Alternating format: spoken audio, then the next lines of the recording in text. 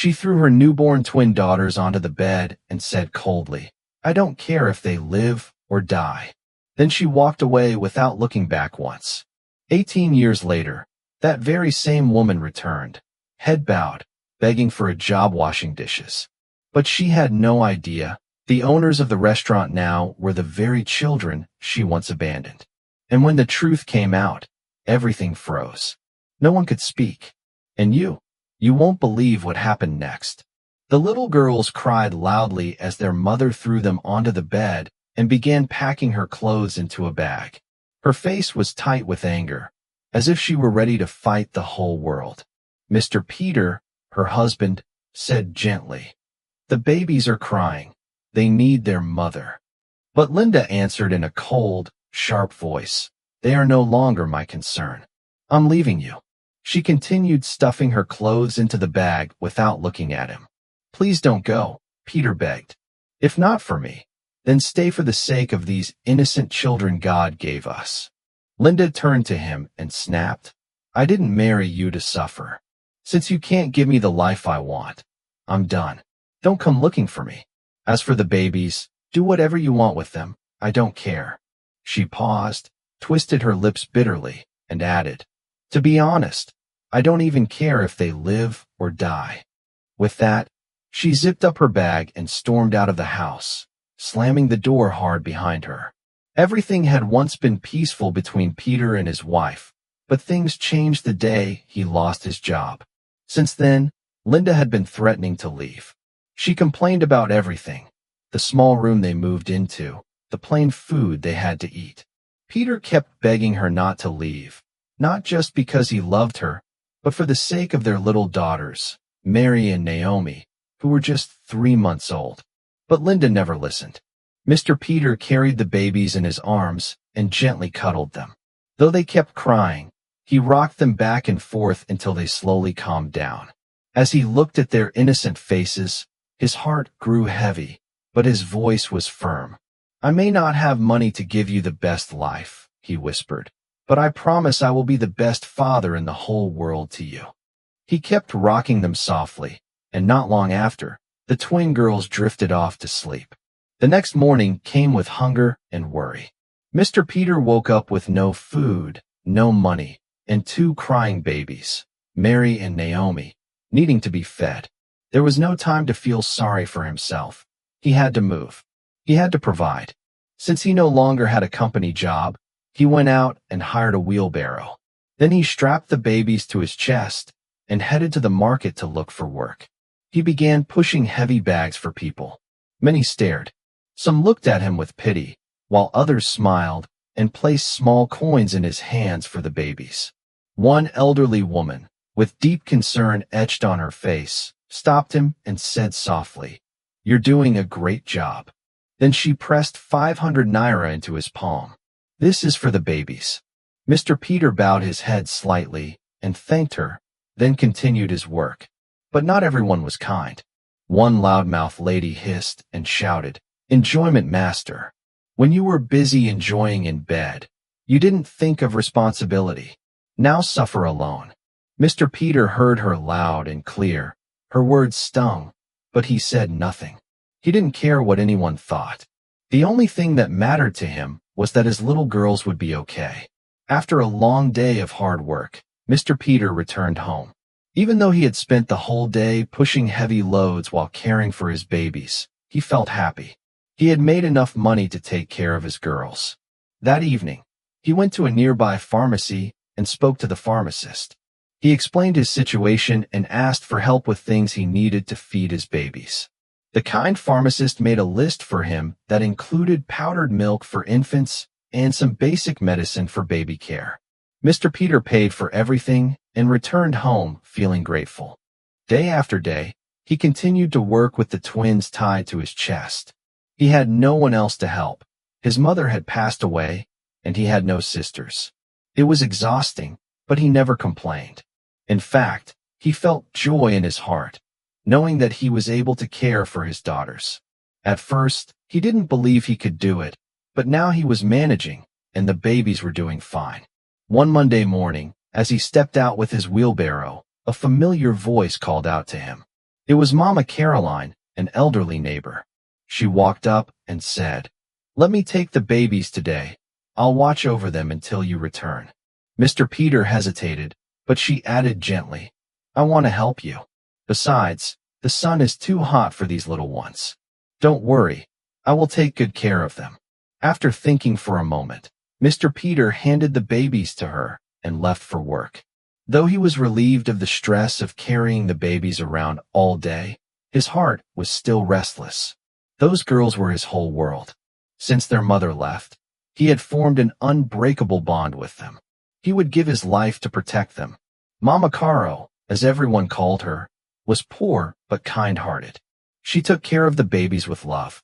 She fed them, bathed them, and dressed them gently. When Mr. Peter came back in the evening, he found his daughters giggling happily in Mama Caro's arms. He smiled with deep thanks and took them home. From that day on, Mama Caro helped him any time he went out with his wheelbarrow. The twin girls grew up knowing two people, their loving father and Mama Caro, the woman they called Mama. Mary and Naomi didn't attend the best private schools, but their father made sure he worked hard to pay their school fees and buy all the books they needed. He also taught them how to be kind, respectful, and hardworking. At 18 years old, the twins graduated from the community secondary school. Mr. Peter was filled with pride. The girls studied day and night for their WAS and JAM exams. Mary scored 325 in her JAM, and Naomi scored even higher, 341. Both of them got admission to study medicine and surgery at the same university. But that was when the real struggle began. One afternoon, Mary and Naomi came home laughing and full of excitement. They ran to their father and handed him their printed JAM result slips. Mr. Peter smiled and congratulated them. "Oh, my daughters, you've done well. I am so proud of you. Now I can walk in the city with my shoulders raised high. My daughters will soon become doctors," he said, pretending to strut like a big man. His chest puffed up, and they all laughed together. The house was full of joy. But later, Mr. Peter went quietly into his room, and his smile faded. He sat on the edge of the bed, silent and heavy-hearted. He had no money, not even enough to sponsor one of them. He was completely broke. He lowered his head and whispered to himself, "All these years of hard work. Now my daughters have made it, and I can't pay their fees." He felt like he was drowning, helpless and ashamed. But then he clenched his fists and muttered, "No, I won't let money stop them. I will do whatever it takes. My daughters must become doctors." The next morning, Mr. Peter rose very early, long before the twins woke up. But this time, he didn't carry his wheelbarrow. He knew deep in his heart that what he needed now was far beyond what that old barrow could provide. He walked with heavy steps to the home of a wealthy man in the neighborhood and asked to speak with him. The rich man, still in his pajamas, looked at him with suspicion. "What business brings you to my house this early in the morning?" Mr. Peter dropped to his knees and said, "Please, sir, I want you to take me as your houseboy. I will do anything you say, wash your clothes, cook your food, sweep your compound. Just help me send my two daughters to the university. I will work for you like a slave until they graduate." He explained to the rich man how Mary and Naomi were his life, the only joy left in his world. He begged the man with all his heart. But the rich man shook his head and said coldly, "Training two students in medicine and surgery is no child's play. I will not do it." Mr. Peter stood up quietly and left. He didn't stop there. He went to 5 more rich houses, one after the other. Each time, he knelt and begged, offering to serve in exchange for his daughter's education, but they all said no. Tired and broken, Mr. Peter returned home. For 2 days, he came back from work without saying much. He was quiet, and his heart was heavy. He didn't know how to tell his daughters that their dreams might not come true. But one evening, he gathered his courage and called them into his room. "My daughters," he said softly, "I'm sorry. I failed you both. Please forgive me. I made a promise long ago when you were little that I would send you to the ends of the earth to study. But now, I don't even have enough to send you to the university." He tried to stay strong, but his voice cracked. He turned his face away and swallowed hard to stop the tears. Naomi stood up and said gently, "Daddy, there's nothing to forgive. We know how much you love us. We know you would have sent us even to the moon if you had the money." Mary added, "Whether we go to university or not, we love you always." They both wrapped their arms around their father and hugged him tightly. That night, when Mr. Peter was sure his daughters were asleep, he knelt quietly beside his bed and began to cry to God. His voice was low, but the pain in it was deep. "God, please help me. I have nothing, but you have everything. My girls deserve this chance. Please, Lord, help me send them to school." He wept bitterly, hitting his hands on the floor, his shoulders shaking. He begged God like a man drowning in sorrow. Mary and Naomi were awake. They heard everything. It tore their hearts to pieces. All their lives, their father had been their rock. He never cried, never complained, even when life was hard. But tonight, he was crying, weeping because of them. They buried their faces in their pillows and sobbed quietly. The next few days passed with a little peace in the house. Mary and Naomi, though sad, stayed strong. They took a bold step. They went to university and deferred their admission. It was painful, but they had a plan. They wanted to work, save money, and help their father by the next year. One day, they went out together to search for a job. After many rejections, they found one in a neat and decent restaurant. Mary and Naomi started working there immediately. They greeted customers with smiles, served food with care, and showed respect to everyone. Customers liked them and gave them generous tips. Some men tried to take advantage of their poverty, but the twins stood their ground. They refused to sell their dignity. They saved almost every penny they earned. At night, they would count their money and pray with their father. Mr. Peter never stopped praying for them. Every day, he knelt down and called on God to bless the work of their hands. After about 7 months of hard work, saving, and prayer, Mary and Naomi opened a small restaurant of their own. It wasn't big, but clean, neat, and beautifully arranged. They cooked delicious food and treated every customer like family. They also used social media to advertise. Before long, customers started coming in large numbers. The little restaurant became popular. Mary and Naomi were finally rising. They continued saving every bit of the money they made. The dream of becoming doctors still burned in their hearts. But life had its own path. Fate, however, had something different in store. One evening, after a long, tiring day at the restaurant, Mary was cleaning the tables when she noticed a black briefcase under one of the chairs. "Look, Naomi," she said, holding it up. "Someone must have forgotten this." Curiosity got the better of them, and they opened the briefcase carefully. They froze. Inside were many important-looking documents and a thick pile of American dollars. Naomi's eyes widened. This person must be very rich. They didn't waste time. They closed the briefcase and took it home. When Mr. Peter saw it, he listened to the girls quietly, then nodded. "You did the right thing bringing it home. Don't worry, the owner will definitely come looking for it. This bag is too valuable to lose." The next morning, the girls returned to the restaurant early with the briefcase. As they arrived, they saw a rich-looking man standing beside a shiny black car, looking worried. When they greeted him, he immediately asked, "Did you by chance see a black briefcase?" "Yes," Mary replied, reaching into the sack they carried. She handed it over carefully. The man looked at it, visibly relieved. "Thank you very much," he said quickly, collected the briefcase, entered his car, and drove off without another word. Naomi blinked. "He should have at least given us one of those dollars," she joked. Mary laughed. "So in your mind now you want dollars? I'll start calling you Lady Dollars." They both laughed and walked into the restaurant to begin the day's work.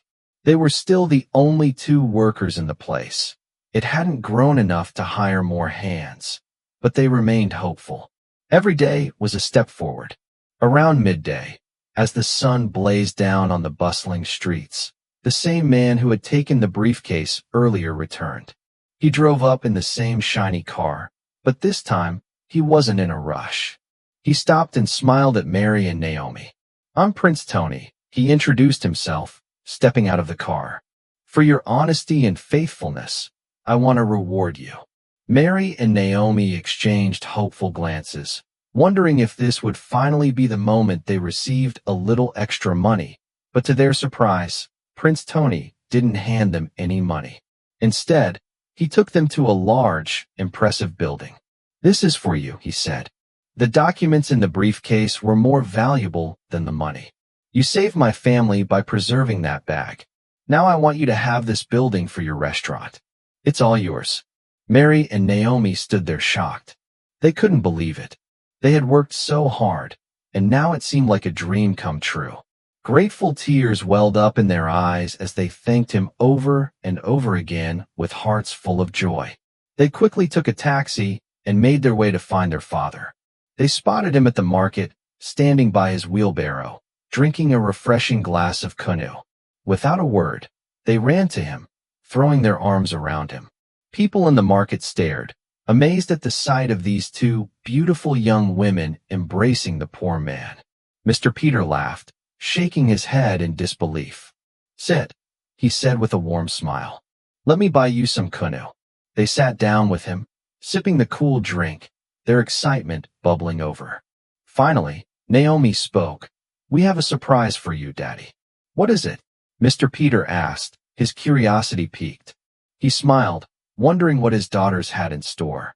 Words couldn't express their excitement, so they simply stood up, motioning for him to follow them. Mr. Peter immediately got to his feet and followed them. When they reached the large building, Naomi's voice rang out with excitement. "It's ours, Daddy. The man who lost a briefcase gave it to us. He said we should open our restaurant here." Tears of happiness filled Mr. Peter's eyes. He couldn't believe what he was hearing. The restaurant, the new beginning, the reward for his daughter's honesty. It was everything he had ever dreamed of for them. They all celebrated together, laughter and joy filling the air as they stood in front of the building that was now their own. That evening at home, Mary and Naomi sat down with their father. They could see the strain in his face, the years of hard work taking their toll. Mary spoke softly but firmly. "Dad, it's time for you to stop pushing the wheelbarrow. You're not getting any younger. This kind of hard work is for younger men, not for you." Her voice was filled with love. Naomi nodded in agreement. "We've got this now. You've given us everything we need to succeed, and now it's time for you to rest." Mr. Peter opened his mouth as if to argue, but he saw the determination in their eyes. He couldn't help but be moved by their words. They had worked so hard, and now they were standing tall, no longer dependent on him. With a heavy heart but a feeling of immense pride, Mr. Peter agreed to retire from his hard labor that day. Prince Tony didn't just give them the building. He had furnished it with new chairs, tables, plates, and pots. He had provided everything they needed to make the restaurant a success. The girls put their hearts into making the place perfect. Mary and Naomi's restaurant was bustling with activity. The atmosphere was classy, inviting, and warm. The food was mouth-watering, and their hospitality, kind, patient, and genuine, was a driving force behind the success. Soon customers were flocking in, enjoying both the delicious meals and the welcoming ambience. The restaurant was no longer just a business. It was a symbol of hope, a way out of poverty, and a dream realized through hard work and perseverance. More importantly, the girls made sure to take care of their father. He no longer had to work hard in the heat. They treated him like a king, providing for him in ways he had never dreamed of. His tired, weathered hands no longer needed to carry heavy loads. Instead, he spent his days enjoying the fruits of their labor, knowing that his sacrifices had led them here. But Mary and Naomi didn't forget the ones who helped them along the way. They remembered Mama Caro, who had helped them when they were babies. She was old now, always sick, but she had been a pillar of support in their lives. Mary and Naomi made sure her life was as comfortable as possible. They renovated her little house, making it cozy and livable. Every month, they sent her money, paying for her hospital bills and ensuring she never lacked anything. Their kindness to Mama Caro was just as heartfelt as their love for their father. They knew the value of gratitude and wanted to ensure that the people who had helped them along the way were never forgotten. One afternoon, A woman walked into the restaurant looking lost and weary. "What do you want?" one of the ladies working asked her, her voice laced with curiosity. The woman looked up, her eyes filled with hope. "I'm looking for a job." The lady, sensing the desperation in her tone, walked her over to Mary and Naomi. The woman pleaded, "I can do anything: wash plates, mop the floors, serve dishes. Please, I just need work." Though there was no vacancy for a new employee, Mary and Naomi felt a strange pull in their hearts for the woman. They couldn't explain it, but they decided to offer her a chance. They gave her the job to wash dishes. Unbeknownst to them, this woman was Linda, their mother. After 3 failed marriages to wealthy men, she had been left with nothing. Back at square one, she had been used and had used others. But this time, it seemed she had nowhere else to go. The next day, Mr. Peter came to visit his daughters. After exchanging pleasantries, he walked into the kitchen, where he saw Linda. She hadn't noticed him, so he quietly stepped back, his heart heavy with memories. He found his daughters and sat them down, his voice tinged with quiet seriousness. "Do you have a new dishwasher?" "Yes, Daddy," Mary replied. "Do you know her?" "No," they both answered, looking puzzled. "But why are you asking about her?" He cleared his throat, his words slow and deliberate. "That woman is Linda, your mother." Naomi's eyes widened in disbelief. "What? Our mother?" "Yes, she's your mother. After she left, I burned every picture of her. The memories were too painful." "So, you've never seen her face?" The 3 of them walked into the kitchen. When Linda saw Mr. Peter standing there, her face drained of color, and she froze, unable to speak a word. Mr. Peter took a deep breath and turned to Linda, his voice steady but heavy with emotion. "The woman who employed you, they are your daughters." Linda's face drained of color, her lips trembling as she whispered, I am so sorry. I am so sorry, my daughters."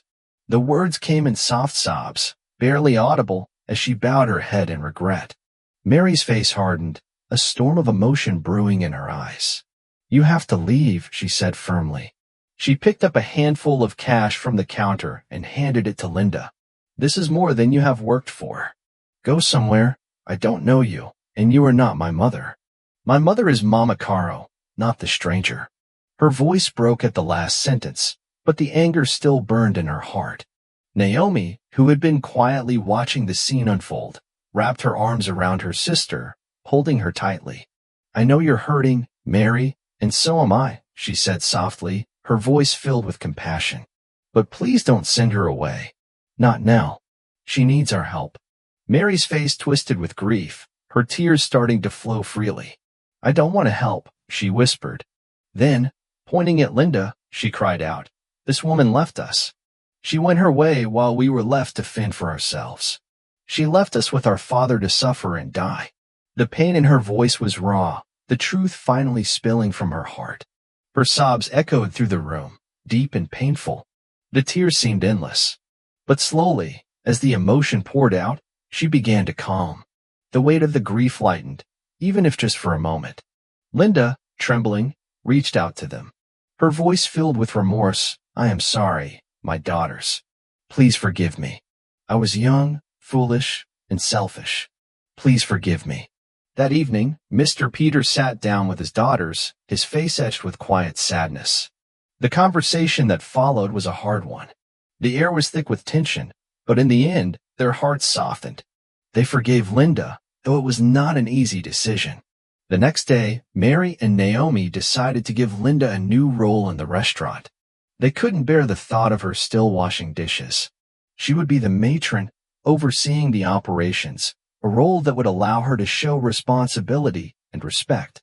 At first, Linda seemed to embody the kindness the restaurant needed. The workers had no issue with her, and customers seemed to warm to her gentle presence. But over time, something changed. Linda's temper flared. Her once soft voice became sharp and commanding. She began to bully the workers, snapping at them for minor mistakes, her attitude souring like spoiled food. The atmosphere in the restaurant grew tense. Workers started to avoid her, and customers began to notice the shift in tone.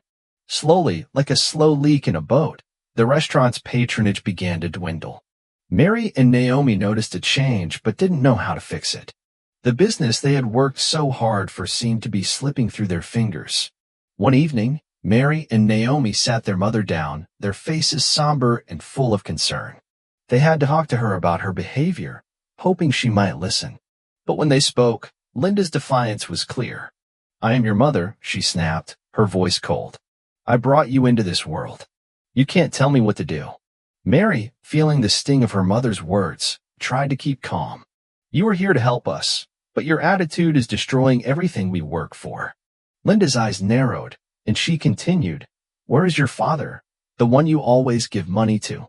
He's lazy, just sitting at home, and you give him everything. But me, all you give me is my salary." Mary's face darkened with anger.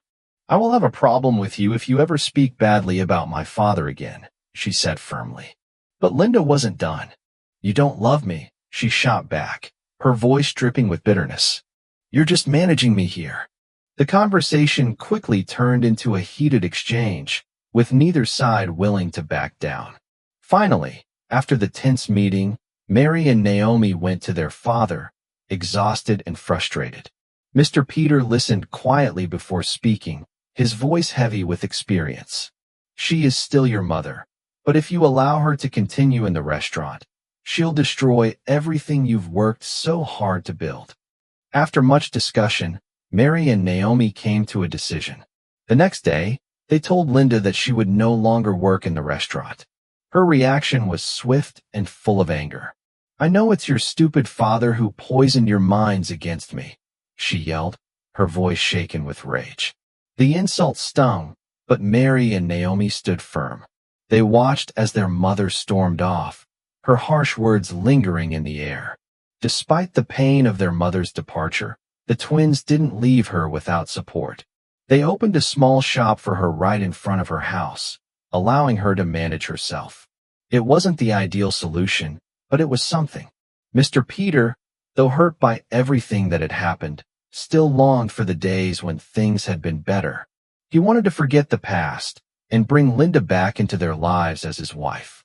But Linda's behavior had pushed him too far, and he couldn't reconcile the pain she had caused.